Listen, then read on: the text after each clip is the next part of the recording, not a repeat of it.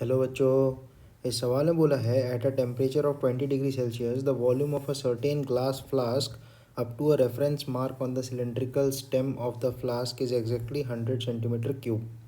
The flask is filled to this point with a liquid of coefficient of cubical expansion 120 into 10⁻⁵ per degree Celsius when both the flask and the liquid are at 20 degree Celsius. The cross section of the stem is 1 mm square and the coefficient of linear expansion of glass is 8 into 10⁻⁻⁶ per degree Celsius. Find the rise or fall of the liquid level in the stem when temperature is raised to 40 degree Celsius. तो यहाँ पे अपन को gamma apparent का concept लगाना पड़ेगा, that is gamma liquid minus gamma vessel. तो यहाँ पे होता क्या है, ऐसे बोला है कि एक ग्लास का फ्लास्क है, ठीक है, उसमें कहीं तक कोई लिक्विड भरा है. अब जब टेम्परेचर बढ़ाएंगे तो ये फ्लास्क भी एक्सपैंड करेगी, अंदर का लिक्विड भी एक्सपैंड करेगा. तो ओवरऑल नेट जो लिक्विड है वो कितना राइज करेगा, उसके लिए अपन गामा एपेरेंट का कॉन्सेप्ट यूज़ करते हैं. तो अपन बोलेंगे final volume will be equal to initial volume 1 plus gamma apparent delta T.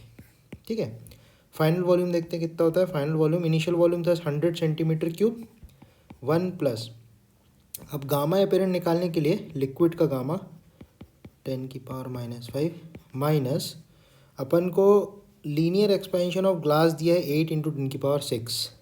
तो इसको 3 टाइम्स करना पड़ेगा क्योंकि gamma equals to 3 times alpha होता है ना.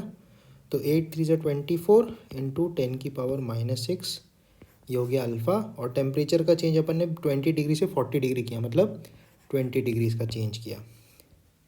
तो यहाँ से आप फाइनल वॉल्यूम अगर निकालोगे और अपन देखते हैं वी फाइनल बराबर 100, 1 प्लस 120 में 24 गए तो एक्चुअली 24 नहीं होगा, ये 2.4 हो जाएगा.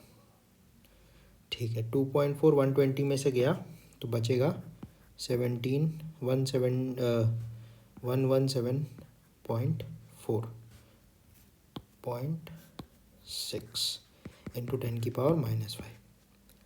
ठीक है, इंटू 20. ठीक है, तो इसके बाद अपन क्या करेंगे, 100 इंटू 1 जो होगा इसको इस तरफ ले आएंगे तो अपन को V final minus 100 V initial मिल जाएगा, मतलब डेल्टा वी अपन को मिल जाएगा.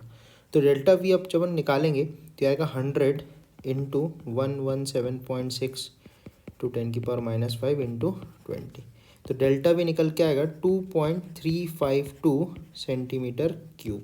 ठीक है, तो अपन को पता करना है कितना लेवल राइज होगा. ठीक है, तो अपन को एरिया ऑफ क्रॉस सेक्शन दिया है 1 mm स्क्वायर. ठीक है, तो 1 mm स्क्वायर को 1 इंटू 10⁻⁻² सेंटीमीटर स्क्वायर में लिख सकते हैं, इंटू एल लेंथ मान लो ऊपर गया तो करस्पॉन्डिंगली डेल्टा वी वॉल्यूम के करस्पॉन्डिंग हमने एरिया इंटू लेंथ लिखा है.